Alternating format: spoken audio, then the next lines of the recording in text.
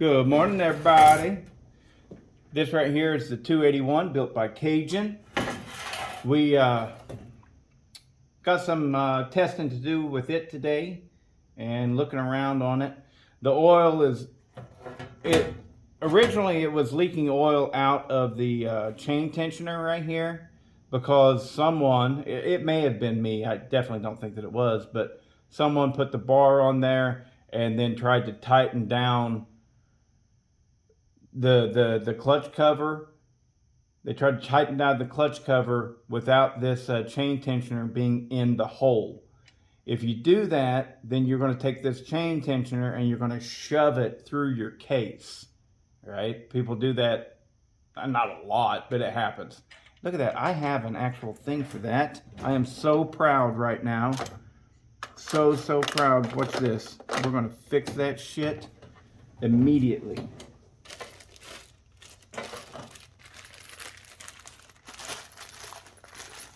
So whenever I need a bolt, which it happens regularly, I go to Ace Hardware and I don't just buy a bolt. I buy 8 of them. And I just recently went and bought a bunch. Well, I gotta find them, don't I? Where's the baggie of new bolts?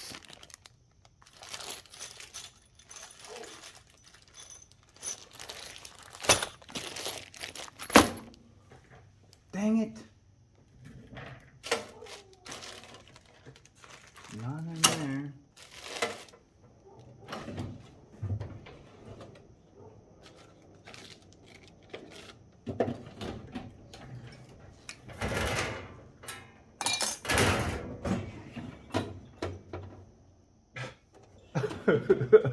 Maybe I'm not going to fix it right now. Jeez.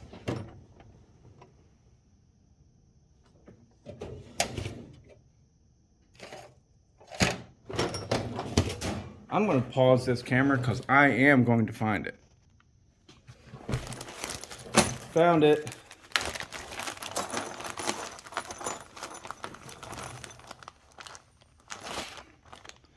Ba-da-da-da-da-da-da.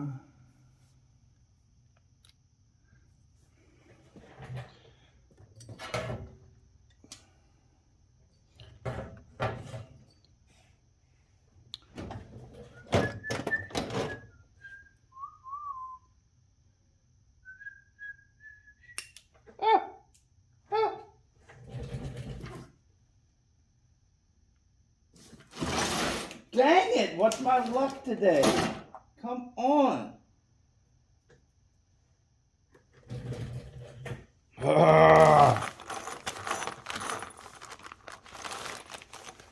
Don't drop this one, Bodie.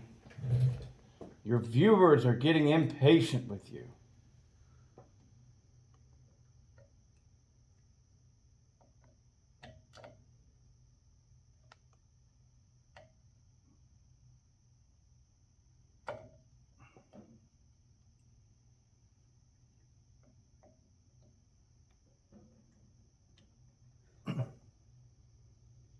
It don't fit. Why don't that fit? Doesn't make a whole lot of sense. No, does it? No, it doesn't make a whole lot of sense. Well, here comes the amateur hour. I'm going to beat it in place. There we go. All right. That was tight though, but we're good. It works. Bada bing.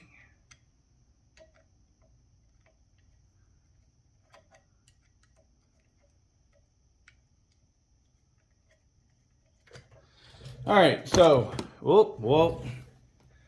Anyways, like I was saying, the oiler is leaking real bad now.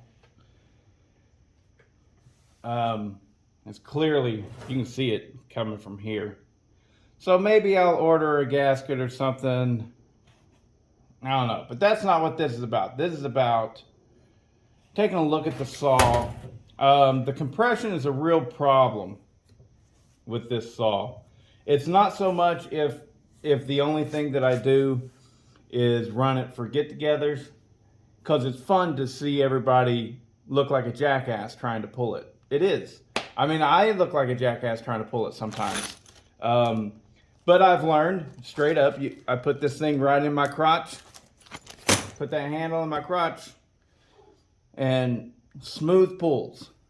I get it where it needs to be. You can feel it. I don't know if it's just right after top dead center or how it is, but you know, like right there is where you want to pull it. Boom, boom, boom, boom, boom. And yeah, so Cajun was telling me about these things, and they actually have the same pulley as the 272 XP. And that's a real problem because this is trying to make this bigger engine spin really fast. And it needs to have a larger diameter pulley so that you can get more power. Now what I will try and do, he mentioned it, and I can see right here. So look at this. Can you see how much extra real estate I could be using? You understand what I mean by that? The diameter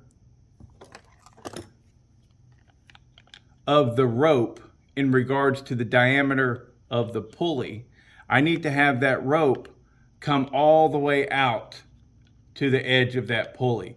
Now, of course, we can't have it rubbing on this plastic stuff right here, but we could get at least one more wind. Actually,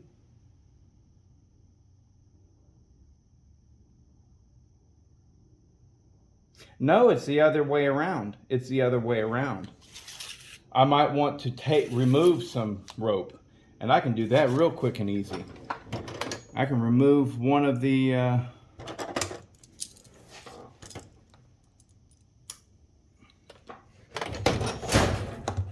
you know, just one of the loops.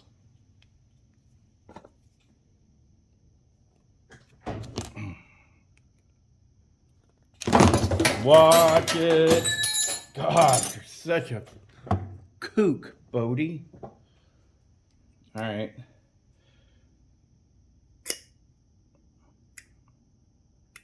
Because the smaller the diameter of the pulley, the more power I'm going to have. So,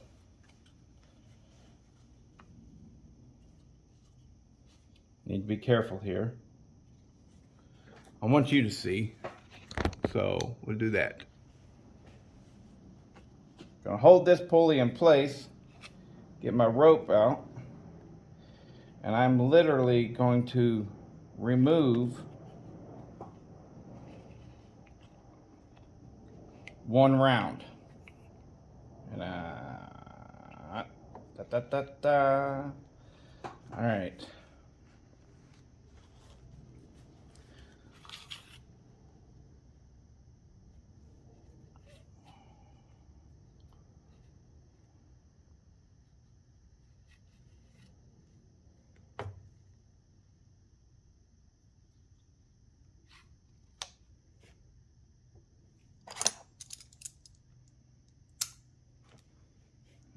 So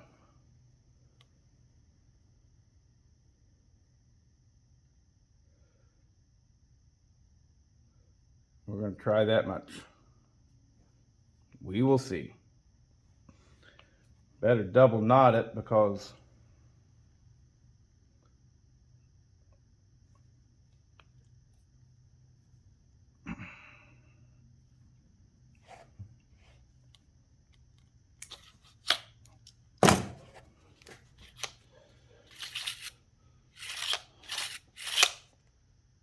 all right, we'll see if that helps. It'll be minuscule. Maybe I won't even notice it, but that's plenty enough length. It'll be a short pull.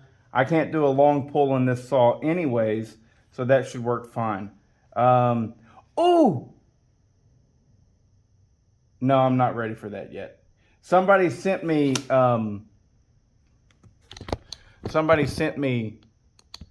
a nice, one of the big ones that you reach your hand in for just any saw, really.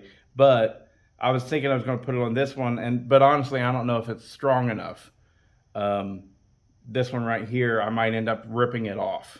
So as it is, we'll stick with this for right now. But I want to see if I can show you something here. I'm all over the place in the video today, ain't I, guys? Yep, that's the size. Now we find it in this. Nope, that's not it.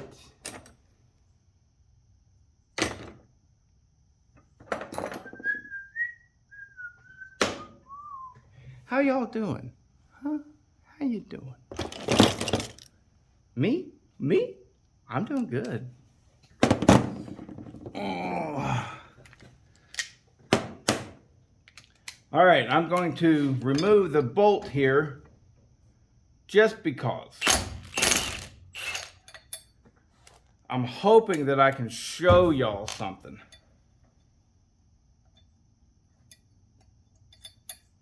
Because I was just like all the rest of y'all. All of you. Well, there's probably a select few who are a little bit different. But I thought that the key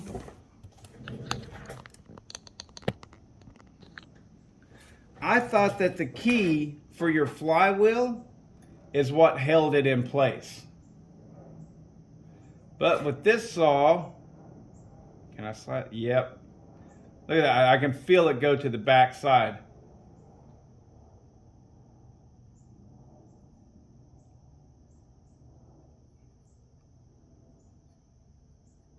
There ain't no key in there. Normally you can see the key protruding out a little bit maybe, but definitely I wouldn't have been able to slide that solder back in there. But there is no key, none. It's not in here. The reason being, it was probably twofold. Number one, the flywheel probably got messed up a little bit at some point in its life. And so it wasn't making the best seat with the crankshaft. And number two, yeah, the acceleration, not so much the acceleration from, say, idle to 6,000 RPMs, right? And this is Cajun talking, and I totally understand him, and so I'm going to talk like I know this. But not so much off idle to, say, 6,000 RPMs, but from 6,000 RPMs to 13,000 RPMs, that's when this saw is coming alive. And most of them are like that too. You know, the straight off idle, no, because they're not built to make power at 3,000 RPMs. They barely run, you know? And so whenever they hit their sweet spot with a two-stroke, it's often called a power band. I mean, it's the same thing with a four-stroke as well, but with two strokes, people call it a power band. So whenever it hits its power band, which is nothing more than the sweet spot where the engine produces its best power. Whenever it hits that power band, let's say it's between 8,000 and 13,000 RPMs, right? That's whenever, if you're looking at a dyno graph, it's like, and it really goes up sharp. That's your power band. And whenever this thing was hitting its power band, it was going from, let's say, 8,000 to 13,000 RPMs instantaneously. So whenever that happens, if you don't have a really good seat on that crankshaft to flywheel, the meetup, if it's not guten tight like a German Virgin, then what happens is you shear the key. Right? Now, what Cajun did to fix it, so he kept using the keys, but I think he said he sheared 3 different keys. before he really got down with it, and he used lapping compound. And you put lapping compound, which that is, it's like a polish, right? That's really all it is. It's like a polish. And so what he would have done was he would have coated the crankshaft and or the flywheel and sat there and spun the flywheel on that crankshaft over and over and over again until it sanded each of those two surfaces to perfectly match up and bond with each other. He said he turned it for about an hour. And so then whenever you put it back on, you heat up not by a lot, not with a torch or anything like that, but you heat up the flywheel so that it expands, and then you put it on there, and whenever it cools down, oh, that fit, it's locked together like two dogs after they get done with their business. You ever seen those two dogs locked together? Woo, that's crazy. So it's that lock and it's that bond between the flywheel and the crankshaft that is keeping the flywheel in place. The flywheel key, the keyway, all that's for is so that you put it in the right spot. So, pretty nifty, huh? But one of the things the reason I'm tearing into this is because quite honestly, it is a big deal that it doesn't, that it's got so much compression, because if this thing is faster than my 365 that I just got, the actual race saw, I don't know if it will be or not. We'll see.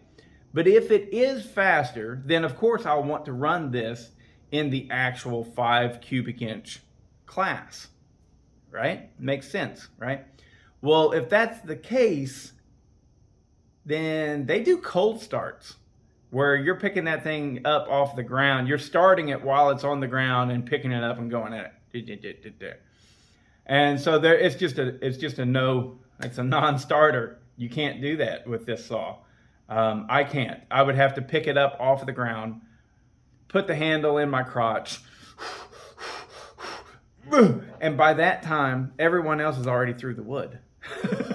So I need to work at, if it's faster than my 365, then I need to seriously look at a way to put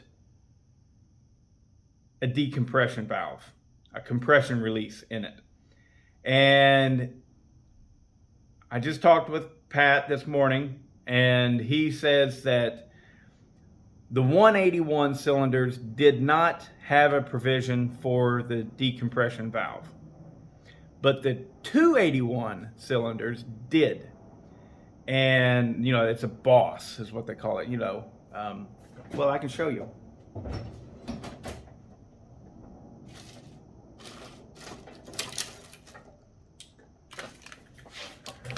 This is the boss. This is for a Husqvarna 55.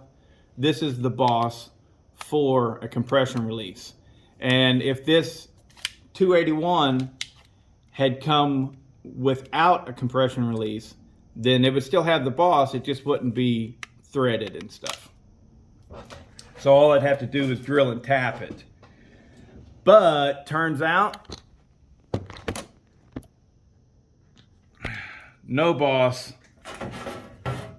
no boss. So this cylinder was originally, this was a 181 cylinder. So that sucks. So if I want to get a compression release for this, then what I'm going to have to do is build a removable head. And really all this is going to hinge upon, it's going to hinge upon whether or not this is faster than the 365, which I have all kinds of thoughts on that. And I bet you the 365, I don't know, but I bet you the 365 will take it. In which case, then even though this is bigger CCs, in a race you would run your smaller CC saw. If your smaller CC saw is faster, that's what you run. Prime example is Garrett Barker at Sawfest. He won the 60cc class with his 50cc saw. So his 50cc saw was faster than all the 60cc saws. So that's, or 64cc saws. Yeah, that's a big deal. Good job, Garrett. Anyways, let's go ahead and put this back together. I've shown you that it does not have a key in there. So, put to rest any thoughts, that the key is what is actually holding the flywheel in place. I mean, on some saws it could be, but it shouldn't be that way. It's not supposed to be that way. So this thing has got more compression than any saw I have ever pulled on in my life, ever. And it has no key. There's no key there. So, if that don't put it to rest, I don't know what will. But, everybody's allowed to believe whatever they want to believe. That's perfectly fine with me.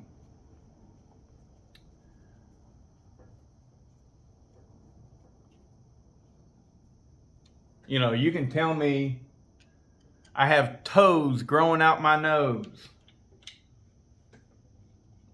Okay, you can tell me that all you want, and it's not going to bother me. You can say, Bodie, yes you do. You have toes growing out of your nose. And I'm just going to be like, I won't be rude about it. Of course, why be rude about it? I'll just say, okay, well, I'll have to look in the mirror whenever I get home. I want to see these toes. I have nothing to prove to people. Whenever that's what I'm saying. You believe whatever you want to believe. You can believe short blowdown works. You can believe long blowdown works. I don't care. You can believe high roof doesn't lose torque. I don't care. I know what I know, and I'm confident in what I know, and I'm not going to argue on anything. Nobody's really arguing, but I'm just saying, there you have it. And so now, if anyone was to tell me the keyway is what holds the flywheel in place, without the key, your flywheel would slip and spin. I know better now, and I'm like, that's not right.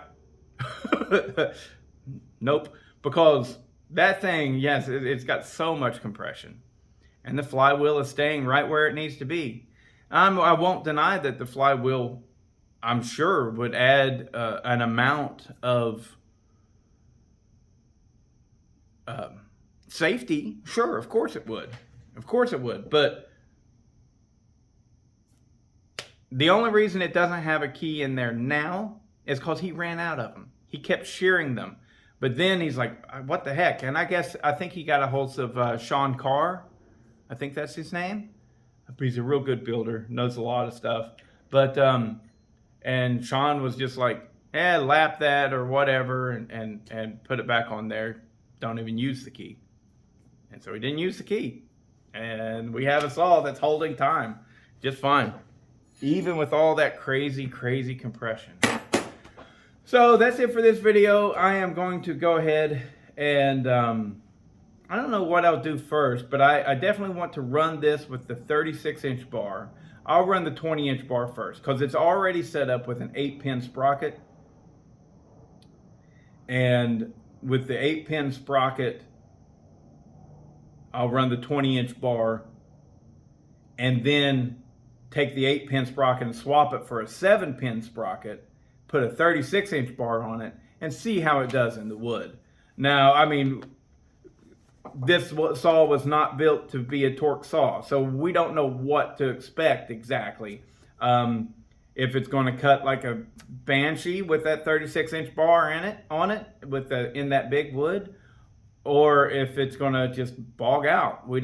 I'm sure it'll do well. It'll do well. No issue. I think it will.